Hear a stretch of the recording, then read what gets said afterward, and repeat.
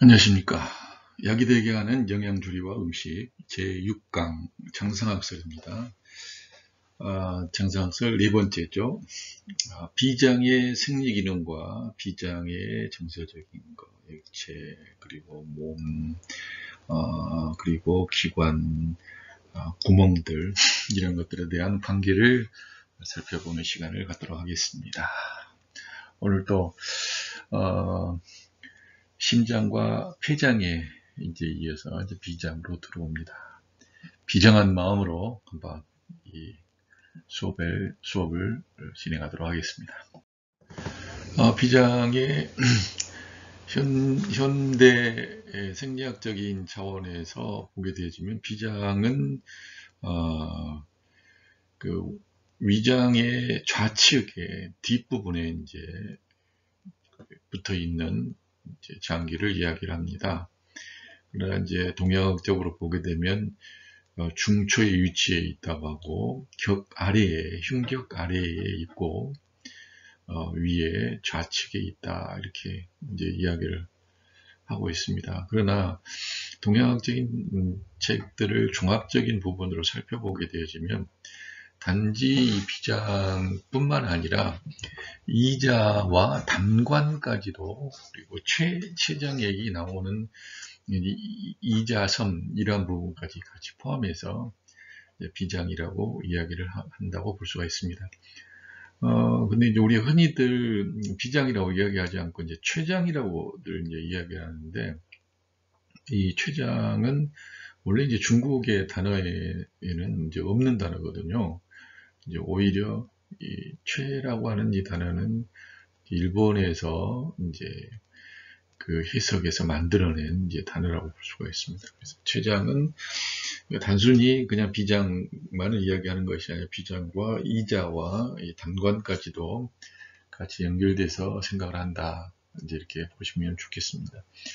비장의 생리 기능은 이제 운화 활동과 통섭 작용입니다. 그래서 수곡에 정리한 음식을 운반하는 작업과 화생하는 작업과 그리고 혈액을 통섭하는 작용이 바로 비장의 주요한 기능이라고 볼 수가 있겠습니다. 사람이 이제 출생 이후에 생명 활동을 이제 계속하기 위해서는 반드시 비장과 위장의 수곡 정리 물질을 운하하는 기능에 이제 의존을 하게 되어지는 거죠. 그래서 비위를 후천적인 이제 근본이 되어진다. 후천지본이라고 이야기를 하고 신장을 선천지본이라 이렇게 이야기를 합니다. 그래서 선천적인 부분도 굉장히 중요하지만 이 후천적인 자양을 통해서 사람은 살아가기 때문에 생명을 연장하기 때문에 후천적인 자양의 가장 주요한 그 생리 기능을 담당하는 비장은 신장만큼이나 굉장히 중요하다고 볼 수가 있겠죠. 비장의 운동의 어떤 특징을 보게 되어지면 비장은 이제 위로 올리는, 그러니까 어떤 부분을 위로 올리느냐, 맑고 깨끗한 정미한 것을 위로 올리는 작용이 있고, 또 이 맑고 깨끗한 것을 위로 올릴 때 수액을 통해서 이렇게 올리기 때문에 수액의 운하를 주관하고 또한 건조한 것을 좋아하고 습한 것을 싫어한다. 건조한 것을 오히려 싫어하는 것이 있었죠. 그건 이제 폐장이 건조한 것을 오히려 싫어하고 습한 것을 아주 좋아하는데 비장은 그와 반대로 비장은 건조한 것을 싫어합니다. 건조한 것을 좋아합니다. 그리고 습한 것을 싫어하죠. 황제내경에 보게 되면 비장과 위장은 청고지관이다 이렇게 이야기를 하고 있어요. 그래서 5가지의 맛이 이제 거기로부터 나온다. 오미 출원이다라고 하고 있고 음식의 오미가 비위의 소화작용을 거쳐서 나오기 때문에 바로 오미 출현이다 이렇게 이야기를 하고 있습니다. 비장의 주요 생리 기능은 주운하입니다. 그러면 어떤 것을 운하하느냐? 이 운하는 수곡을 운하하고 수액을 운하한다. 그래서 비장의 주요한 생리 기능은 마치 운송회사, 운수회사, 택배회사와 같은 역할을 하는 거죠. 아무리 그 좋은 상품들이나 식품들이나 물건들이 있다 하더라도 그게 집에서 내가 직접 사용하기 위해서는 그걸 운반해주는 중간적인 역할이 없어서는 안 되는 거죠. 그런 부분이 있게 되어질 때 비로소 제대로 활용을 할 수 있게 되어지고 또 원활하게 그걸 사용을 할 수 있게 되어지는데, 만약에 이런 운하, 운송에 대한 부분들이 이루어지지 않게 되어지면 굉장히 불편한 것이 아니라 모든 것이 정지되어 버리는 이제 그런 일들이 발생을 하는 거죠. 그런 것처럼 우리 몸에서도 이 비장의 이 주운하 기능이 굉장히 중요한 부분이 되겠고, 이 운하에는 수곡 운하와 수액 운하가 여기 해당이 되겠다. 그래서 수곡 운하는 음식물의 소화 흡수 과정을 말합니다. 그래서 수곡 운하는, 그리고 수액 운하 같은 경우에는 우리 몸속에 있는 물들을 흡수하고 어떤 옮겨주고 또 확산하게 하는 그런 작용들을 하는 것을 볼 수가 있죠. 그래서 이 수고구나, 지금 음식물들을 소화 흡수하는 그런 과정들이 잘 안 되게 되어지게 되면 이제 기혈 부족의 현상이 보여지게 되어지고, 기혈의 부족이 이제 나타나면 일단은 만삼이나 산약, 대추, 배추 같은 것을 써서 수고구나를 돕고요. 수액구나가 약해지게 되어지면 이제 비장의 기능이 이제 약해져서 바로 복령이나 배추이나 만삼, 산약이나 무 같은 것을 사용해서 회복을 시킬 수 있는 방법이 되겠습니다. 그리고 두 번째 비장의 운하 기능으로는 주승청이라고 볼 수가 있어요. 그래서 주승청이라고 하는 것은 맑은 것을 위로 올리는 작용을 바로 주관하는 것을 주승청이라고 이야기를 합니다.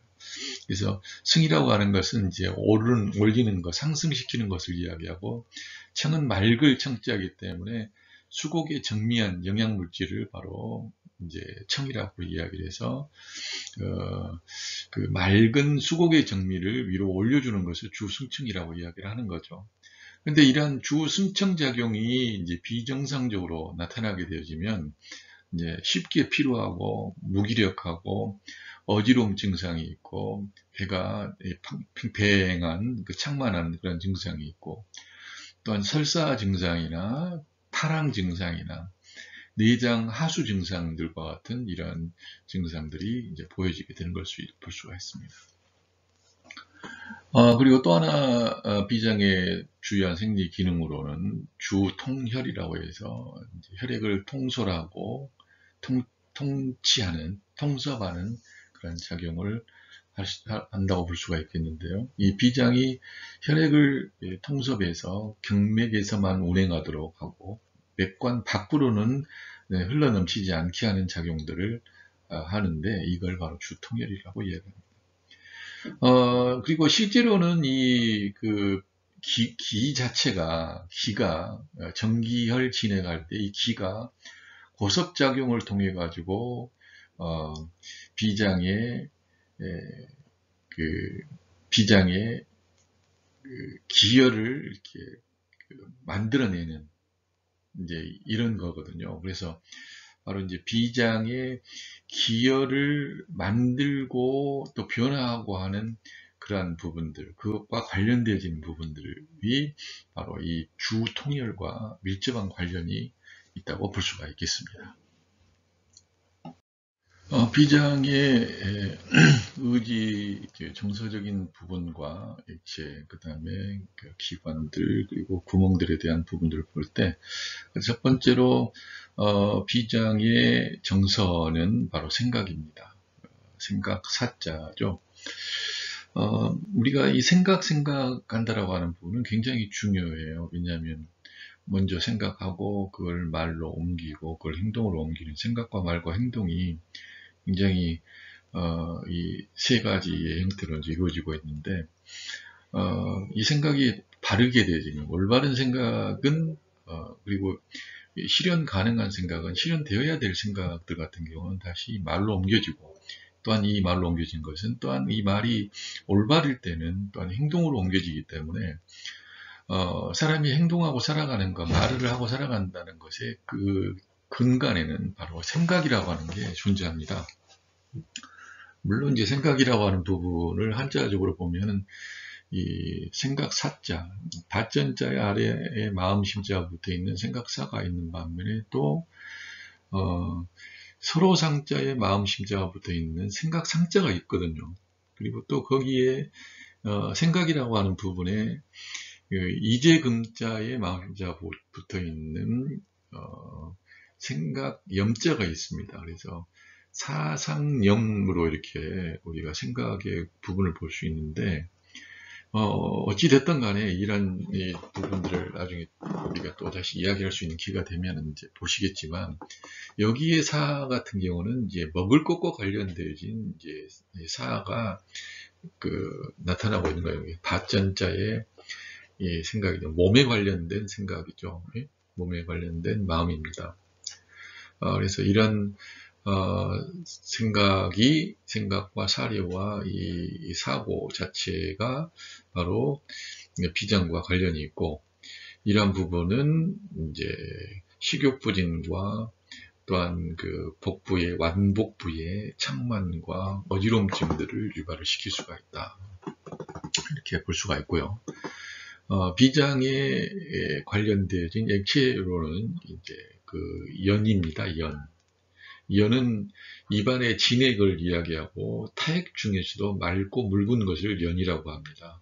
그리고 정상적인 상태에서의 이 연은 절대 입 밖으로 넘쳐나지 않지만, 비장과 위장이 서로 이제 조화롭지 못하게 되어지게 되면 이 연의 분비가 갑작스럽게 증가해서 침이 저절로 밖으로 나와 이제 침을 흘리는 그런 현상이 이제 드러나게 되는 거죠. 이 생각과 밀접한 관련이 또한 있는 것을 볼 수가 있습니다. 정상적인 상태로 한다면 침은 입 밖으로 나오지 않는 게 맞아요. 그러나 정신을 잃어버린 현미한 상태라든지 이렇게 되어 제정신이 아니게 되어지면 입 밖으로 침이 이제 흘러나오는 거죠. 이 부분도 생각과 이제 관련이 있다. 생각사, 생각상, 생각념.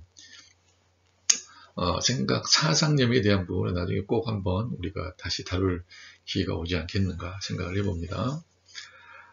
세 번째로는 피부 근육,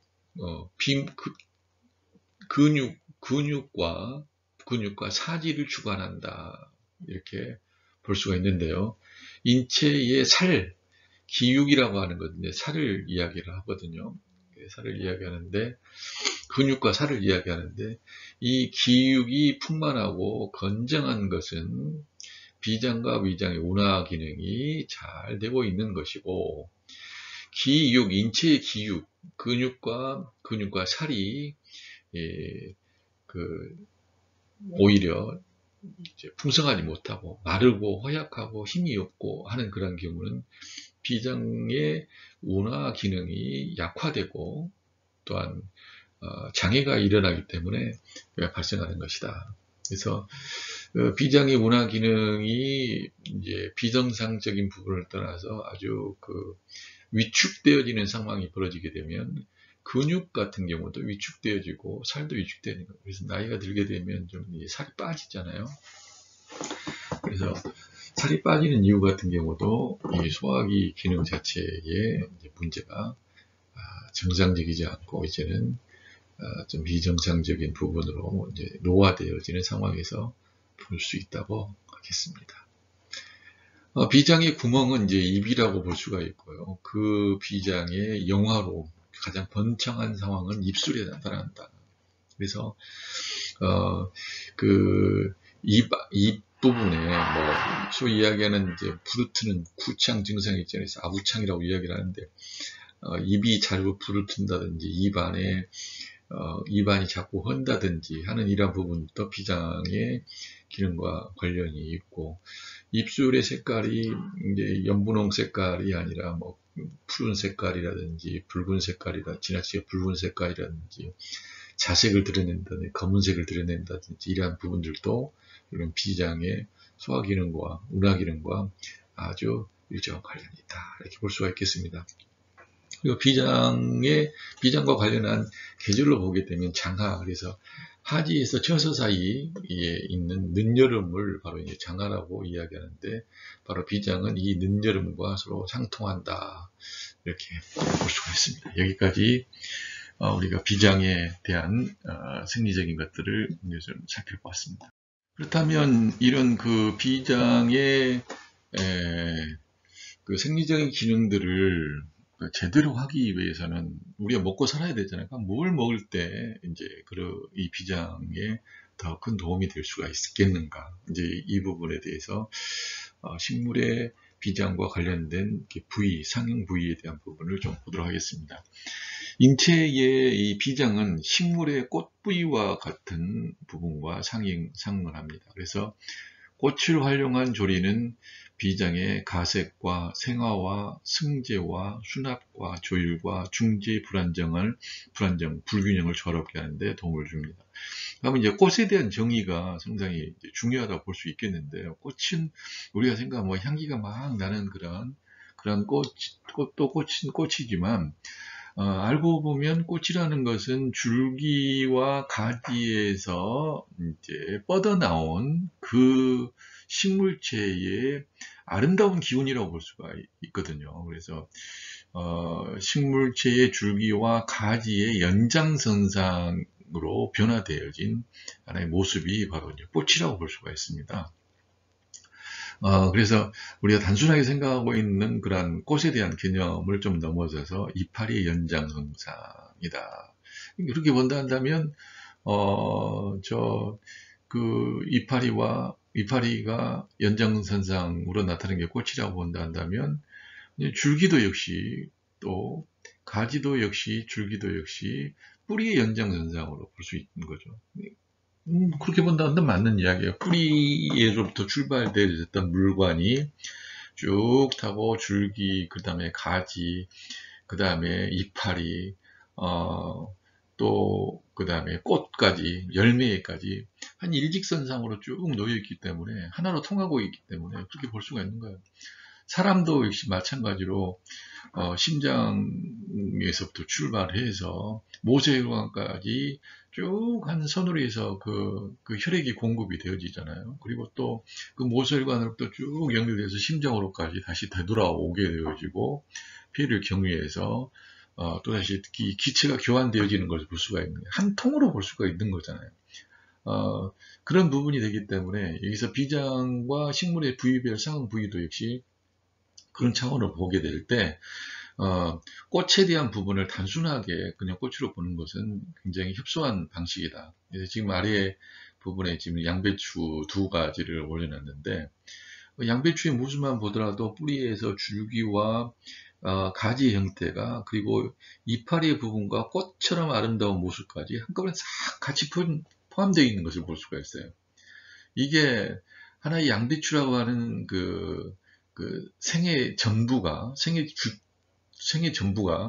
이 양배추의 모습을 통해서 다 드러나고 있는 거거든요. 근데 이제 지금 왼쪽에 있는 파란색 녹색 양배추, 그리고 안에는 노랗고 하얀 양배추, 오른쪽에 보게 되면 이제 자색 양배추가 됐는데,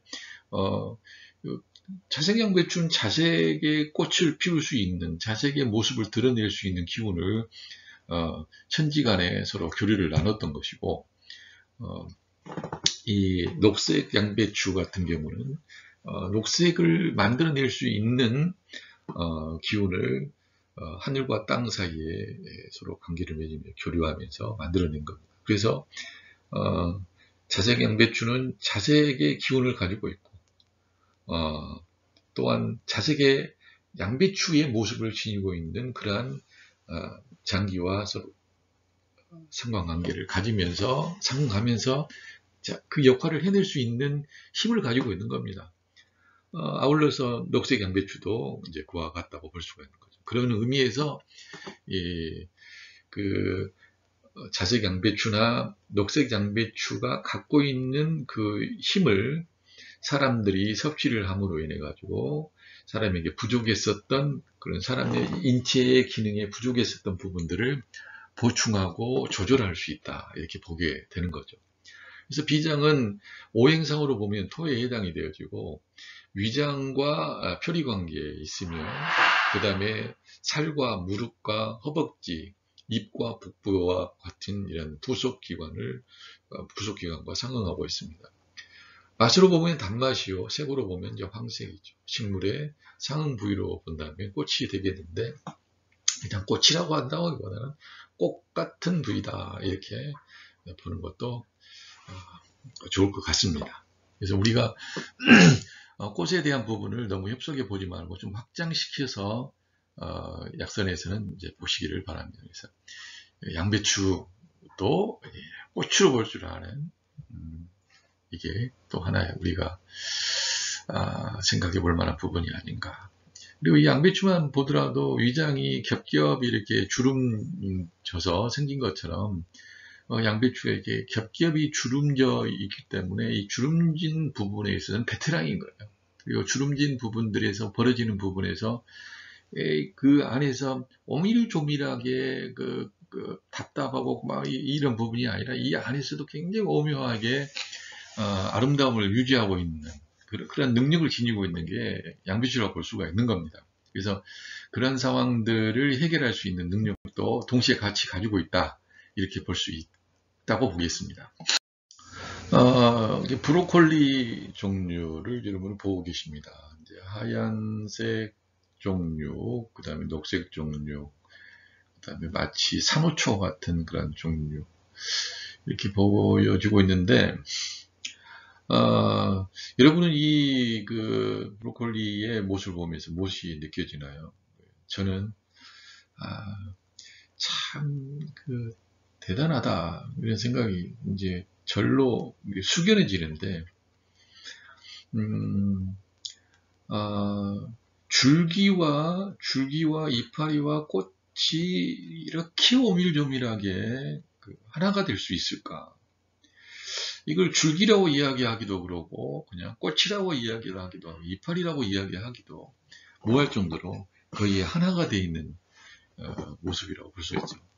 근데 하나는 약간 황금색, 노란색 계열이 좀 포함이 되어 있고, 하얀색 계열이 또 녹색 계열이 이렇게 포함되어 있는 것을 봤을 때, 각각의 귀경점들은 좀 차이가 있지만, 줄기 역할도 뭐 충실하고, 이제 꽃의 역할도 거의 충실한 정도로 봐서, 저는 이게 꽃으로 보이기도 하고 그냥 줄기로 보이기도 합니다. 그래서 이제 간 쪽과 위장의 계열이 서로 충돌을 일으키고 있는 그런 상황에서는 이런 브로콜리 종류가 바로 간과 위장의 불협화음들을 조절하는데 큰 도움이 되지 않겠냐, 이렇게 확장해서 해석을 해봅니다. 요즘 아주 인기가 많은 꽃 비빔밥입니다. 꽃을 이용해서 여러 가지 음식들, 퓨전 음식들이 이제 만들어지고 있는데, 여러분들, 일단 제가 이 마지막에 꽃을 보여드리는 이유는 꽃이 바로 비장과 아주 밀접한 관련이 있으니까 또 이렇게 보여드리는 것인데요. 단순히 여기 나와 있는 이 꽃만 꽃으로 생각하는 것이 아니라 앞에 있는 브로콜리나 양배추나 이런 종류의 부분들도 확장시켜서 여러분들이 보실 수 있었으면 좋겠다는 생각에서 말씀을 드린 거고요. 꽃도 황금색 꽃뿐만 아니라 빨주노초, 파남보, 수없는 푸르 컬러를 지니고 있는 이런 꽃으로 확장되어져야 된다. 이 부분까지 여러분들이 여러분의 의식들을 좀 확장시켰으면 좋겠다라는 생각을 합니다. 꽃들은 대부분 향기를 가지고 있죠. 그래서 이 꽃의 향기는 바로 기분을 잘 배분하고 기분을 좋게 하는 부분이 있습니다. 그래서 예전에 우리가 어렸을 때 들었었던 만화 영화에서도 꽃향기를 마시면 힘이 솟는 꼬마 자동차가 있었죠. 꽃향기를 마시면 힘이 솟는 꼬마 자동차 붕붕 하면서 이 붕붕이에 대한 이야기가 있는데 향기는 기의 분할을 원활하게 해서 우리가 먹는 그 음식들의 수곡과 정미한 음식들을 잘 운수하고 화생하고 잘 전달하는 역할들을 할 수가 있을 겁니다. 그런데 만약에 이 향기가 아니게 되면 오히려 탁기, 취한 악취의 부분을 보게 되면 기가 밑으로 떨어지잖아요. 그래서 원래는 향기는 기를 올리고 배분에서 기를 올리고 그 탁기는 악취는 기를 뭉쳐서 밑으로 떨어지게 한다라고 하는 그런 부분이죠. 그래서 일반적으로 여러분들이 보실 때 향기가 좋은 음식들은 그냥 꽃이라고 생각을 하세요. 그냥. 그래서 향기가 좋은 것은 기를 분화시켜서 잘 퍼지게 한다, 위로 올린다. 그러나 그 냄새가 좋지 않은 악취가 나는 부분들은 기가 뭉치게 돼서 밑으로 떨어지게 한다. 그래서 원래는 좋은 냄새를 향기라 하고 나쁜 냄새를 악취라고 해요. 그래서 향과 취에 대한 부분이 이제 구분되는 것을 잠깐 말씀을 드렸습니다. 감사합니다.